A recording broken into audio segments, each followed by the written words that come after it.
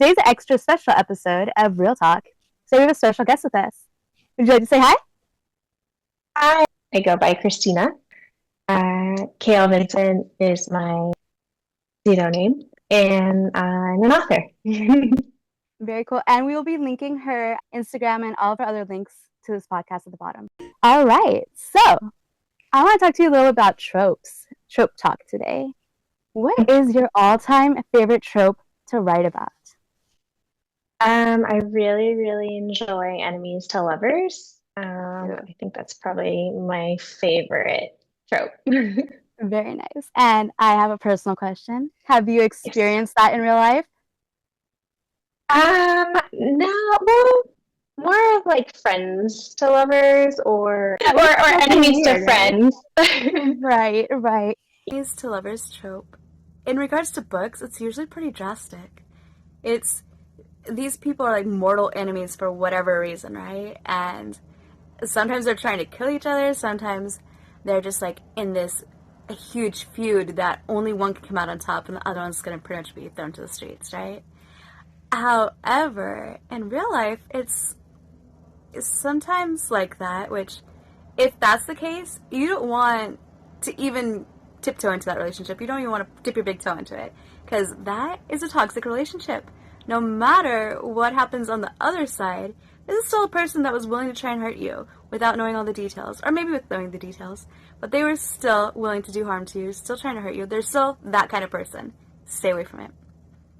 Alright, but as for the enemies to lovers, the real life ones, it's more of a scenario where you either have like this kind of competition maybe in work or school, something like that, or hell, the guy might even just like you and flirt with you by teasing you or picking on you and you just don't realize that's what he's doing, right? And that kind of is the perfect setup in my opinion, because once you get over that hump, you guys have like this great, gosh, I don't want to say foundation because no, it's not a foundation quite yet, but this great momentum, if you will, going into this relationship, right? That can be molded or transformed into something else. And if done right, that could be the makings for a very strong, very good relationship. You guys take all that energy you're putting in against each other, and it comes together as becoming one. You guys become this like united front, this united team, and that has the potential to make for some long-lasting relationships. I feel like that it could be an ideal situation, really.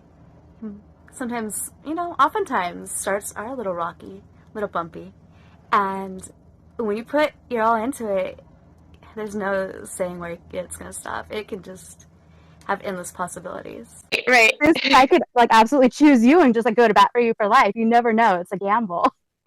So Yeah, yeah, I don't I know. love I that think I trope have in trouble. books. Yeah. All right, very cool. I love playing with that trope too when I write. Very fun. That's a good one. All right. Do you think that tropes that are being utilized very often, are we seeing this just like over and over again and readers are going, ugh, I've had enough of it? Or are these popular tropes so good that they just can't stop consuming them? What do you think? Are they going to die out? Get tired? I think it depends on how the writer uses it. If they can use it in a creative way to make the reader still engaged, because it's nice to have some familiarity in writing and Uh-huh. familiarity in a world or something like that for the reader to grab onto. Definitely. So I don't think they'll die out. It's like real life, we have our own tropes in real life, and they always Yeah, occur. So absolutely. I think that's I don't kind of think they'll where die. they stem from, right? I mean, it kind of stems like Yeah. from our wants and desires, but also our real life interactions, and they kind of like merge into these tropes for the books. You can see the best of both worlds, usually. Yeah. For sure. Awesome. Okay, I have a question though. What about those particular trope, like mates or like the fated bonds, the soulmates, like with the werewolves and that kind of stuff? How do you feel about that trope? Is that trope becoming overplayed? Because that is being pushed out through everything in the books, in the movies, like everywhere. It's like flooding the market. How do you feel about that one? Is that one going to die out soon? Do you think? Do you think it's a trend? I think it might be a trend, more so a trend because I think like also in real life that's not really like the case. It's like no one's really like everyone can like kind of earn someone's love or like trust their love or love can shift and change in real life. And I think that fated mates. I mean, yes, there are some relationships in life that feel like fated, like Right. life, or Like fated soulmate. like a story. Yeah, Right. soulmate. Yeah. So, um, again, I think if it's done creatively or in a way that's really unique, and it's Yeah. hard to do that nowadays because they reuse these things Over over and and over over. again. Almost Hmm. every avenue's been used. Right. Um, so if it's too familiar, I think it's probably going to die out if every avenue's been used. But I agree. if someone can do it really creatively, then All right, let's get creative for a we'd use second. it. Let's use our Okay. imagination and pretend that the werewolves and the vampires and all that crap was real. If you had to Okay. choose one to date for a month, would it be a werewolf or a vampire, and why? Ooh, that's really hard. Oh, this is like very Twilight. Yeah, it is. I think a vampire. Yes, it's No. dark and mysterious. I think I would too. Vampires. Yeah. Yeah, we'll go with the old school kind of classy, like romantic mystery, sort of, minus the blood sucking part. But I agree. I totally agree. Very cool. All right. So if you had to choose Grumpy or Sunshine, what guy are you choosing? Sunshine. Sunshine. And that's in real Yeah. life, right? Now, what about in Yes, a that would book? be real life. Okay, in a book, if you had both and your MC is torn between two, they're both super attractive. They're both somebody that she's known for a long time. They both have great qualities. Who's your main character choosing? Grumpy or Sunshine? Well, Grumpy's really good for banter, I think. So I definitely agree. Grumpy. Right. Okay, cool. I totally agree. All right. And speaking of the two different choices, what do you feel about love triangles? Do you think that they spice it up or do they kind of make it raunchy? What do you think? I like love triangles. I think they definitely spice it up, and it also depends on how they're Like it can be twisted different ways. I think there's a lot of different avenues and potential again for those love triangle, that trope of love triangles. I think I like them though. I absolutely agree. I like them in books. Yes. Yeah, Very, in books they're good, and it can be complicated in real life. yeah, definitely. Yeah, we're not going to get into that, but I totally agree. Very cool. So, if you had to do an elevator pitch for a book and it was going to be based on this Grumpy or Sunshine, what would your elevator pitch look like? Would you spin it towards the Grumpy guy or the Sunshine guy to draw in the readers? Which do you think would draw in the reader first? Ooh, probably. Well, there's like again this a theme of a grumpy male lead character going around, and I Right. think Very readers popular. like that. Definitely. I'll They do. probably go. They do. They want to Yeah, win that affection. They want to be the one, and they do it tastefully. yeah, I or totally even agree. change the grumpy guy into a Right. sunshine man. Right? And I feel like in real life, if it was like a dating situation, the sunshine guy is like the guy you like kind of want to cuddle up with and come home to. But if you're single and like you're like in like the workplace per se, and your boss is like Hmm. this super attractive grumpy guy, I don't know. I might be tempted to go for the boss. Might be willing to give that a try. Definitely. Yeah, it's that mystery of like, why is he so grumpy? Like, Yeah. And what can I do? Can I get in there and change it, or can I have his affections for me? Yeah. exactly. Exactly. Can I make him smile? Yes, yes, it's that challenge, I think, right? It's like Hmm. unraveling the Hmm. mystery of him and seeing what you can do with it. Totally agree. Hmm. All right, if you had to choose enemies to lovers or friends to lovers for the longest book you've ever written, which theme would you be going with? Enemies to lovers again. Yeah, that'd be a lot of banter for sure. Yes. That's a good choice. All right, let's see. I heard that you had a book come out recently. Do you want to give us the Yes. elevator pitch for your book and then tell us a little bit about it? Yeah. Oh gosh, I'm elevator pitches for this book is so it goes a ramble. So it's a guardian princess who has to hunt for her queen, and she hunts people and mainly men. And so her queen is sort of this vampiric. She's not a vampire. She's a vampire. And she needs blood to survive. And then so Ari, who's the guardian, captured and taken to an enemy realm, which where she has to like other gladiator beings and people to win her freedom. And along the way, she has to kind of deal with the fact that she's starting to have feelings for her enemy captor. Oh, Um, okay. yeah, so There's that's a the hook. short story. That's Very the cool. short version of it all, but And it's what is way the more. title of this? It sounds very intriguing. It's called Poison Pawn. Yeah, it came out in at the end of June. Very nice. So And where can the readers find it? So you can find Poison Pawn at Amazon, Kobo, Barnes and Noble, pretty much all the big retailer stores online. It's also at some local independent bookstores. So if you're in the LA area, it's at Vroman's. Definitely recommend going to Vroman's because they have a wine bar, and they do Oh, very nice. fun. Yeah, yeah. And I have one more question regarding that. What kind of readers are you recommending your book to? What's a genre, and what So readers do you think would really enjoy it? I would recommend it to mainly so it's a new adult age range. It has kind of that young adult feel to it, but there will be elements in the second book of the series that are more Okay, so new it's a adult. series. Very Yeah, nice. yeah, it's a Very series. cool. So. Awesome. So readers can be prepared to have another one coming. Do you have an ETA? Next year, so hopefully Next around year. September of next year. Okay. Very nice. That's very exciting. What was your inspiration for writing this?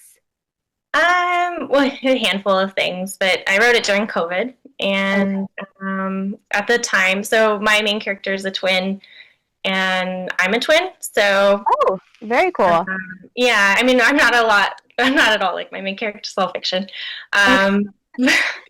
but that was kind of an inspiration being separated from my sister, and she was living in a different country, and we couldn't see each other, and yeah, Gotcha. that was a big inspiration, and COVID, yeah. Very cool. So in real life, are you a lot like your twin, or is that twin stuff real? Yeah. Yeah, I guess, I mean, we look a lot alike.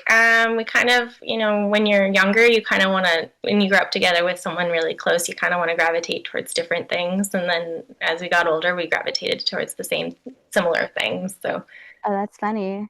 yeah. So, okay, I've always wondered, is like that twin telepathy thing real? Do you guys, when you were growing up, did you think a lot of the same things, or kind of just like look at each other and know? Was that a thing?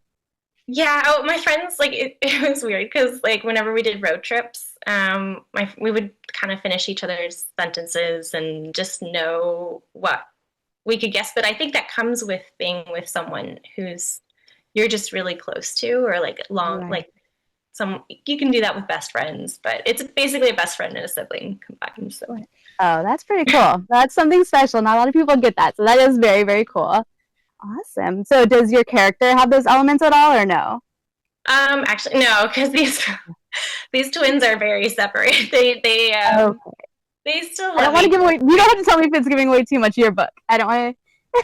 No, totally no, it's at the beginning. So they still have like affection for each other, but there's a big difference because one of the twins is the queen and the other one is her sister, and the queen is suffering from that. It's called the blood list, and it's she has a disease, but her sister doesn't, and there's a specific reason why. But we'll find it later in the series. Okay, so everybody needs to go read it now to find out why. Figure out what the deal is. All right. So, okay, out of these tropes, we're gonna go back to trope talk for a minute. Because your book got me thinking about all these different. I love it. It feels like you pulled a lot of different elements into your book, and it sounds like it's a pretty exciting adventure. So that sounds really exciting. I can't wait to read it personally. So, and I'll put that link, like I said, below for all the readers to go check it out too. That'd be very cool. And do you want to just tell us really quick? I will link it up here. But do you want to tell us what your Instagram account is? Yeah, it's because I'm independently published. It's my publishing name, so it's the Blue Stocking Trio, which is the publishing name that it's under. Perfect. And again, that's on Instagram. Yeah, Instagram and TikTok. Yeah, and TikTok. Okay, very cool. So I'll put both of those links below for you guys. All right, we're gonna go back a little bit into trope talk. I want you to tell me which one is most believable for you. All right. Yeah. So it's the billionaire trope, the forced marriage, or the Um, let's do it on those two: the billionaire trope or forced marriage first. Which of those two do you feel like actually happens in real life, could happen in real life, or could be presented so it seems most believable? Which one seems the most realistic to you? Oh, that's a tough one. Because I guess like the billionaire one is more of like a fantasy. Like a lot of romance novels, they have like the billionaire guy. Yeah, yeah. And forced marriage, I mean, I keep on comparing these tropes to real life, and we want to like stay in fantasy because real life forced marriage would be terrible. Yeah, right? Could you imagine? I could only imagine. And it happens. I think forced marriage is definitely like more believable just because it happens, and there are a lot of cultures and Right. societies that do arrange. Well, I guess more arranged marriage. Yeah, yeah. Um, and that billionaire one is kind of like the Cinderella one, which is Oh my God, but wouldn't that be amazing? I mean, this guy has all the power and the money and he dotes on you. Come on. yes, and you fall in love with them, what matters the most. Exactly, exactly. You're just set for life. You have happily ever after, exactly like you're saying. I love it. I wouldn't mind that trope. Awesome. All right. So, in real life, have you ever experienced any of the popular tropes that you have you either written about or read about? Have you ever experienced any of those in your real life? Um, in my brain, in my head, animal companion trope. Love it. I love it. Okay. So, have when you grew up, did you grow up in a small town or a big city? I grew up. It's so funny because I grew up in the district of a big city, but my town is pretty small. It feels like a smallish town. Gotcha. Gotcha. Okay. And so there was it anything like the tropes, the small town tropes, or how was it with like love and like the community and whatnot? Did it fall into that like scenario? Do the books portray it Yeah, correctly?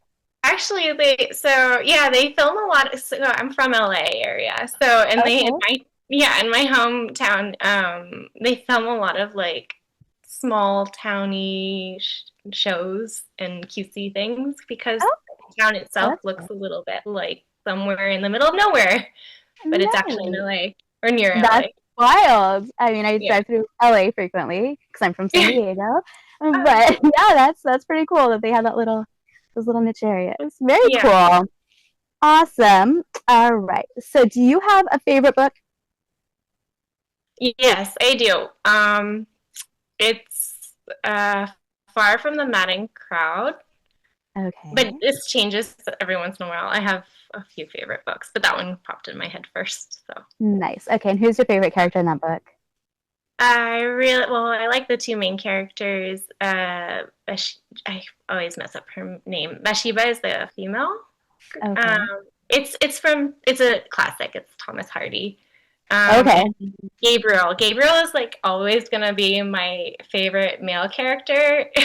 Aw. It's a Love it. romance, but Right, right. classic Aw, romance. Yeah. very cool. Awesome. So who would you recommend that book to? Anyone fans of sort of Pride and Prejudice, or if fans of classics, but not like looking for something that's not just always like recommended, sort of not always a Jane Austen book, or Right, right. um, Very cool. yeah. So if you really like those books, then definitely Far from the Madding Crowd. Very nice. All right. Love it.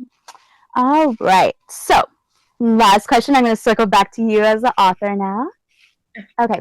What genre do you typically write, or do you write across several genres?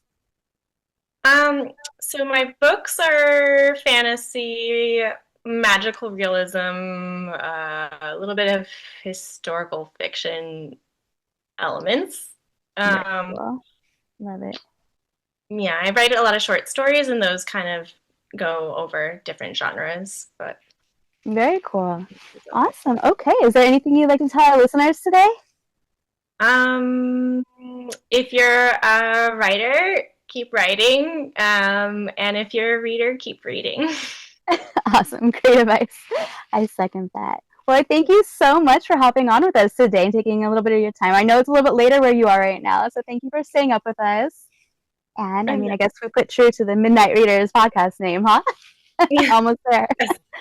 Well, thank you for having me. Thank you so much. Absolutely. Really I enjoyed talking to you very much. And all links will be below. So thank you, everybody, for tuning in. Thanks for listening in, guys. Tune in next time on Real Talk to find out how to enter the contest to win our Book Lovers Bundle. Up for grabs will be books 1 and 2 from the Butterflies of the Heart series, along with some cool little extras, if you will. We'll be showing those shortly here. You will have to log into our Instagram page to be entered for that contest. All right. Tune in Tuesday as we continue reading Fated Fiancée. Have a good night, Midnight Readers. I give you everything I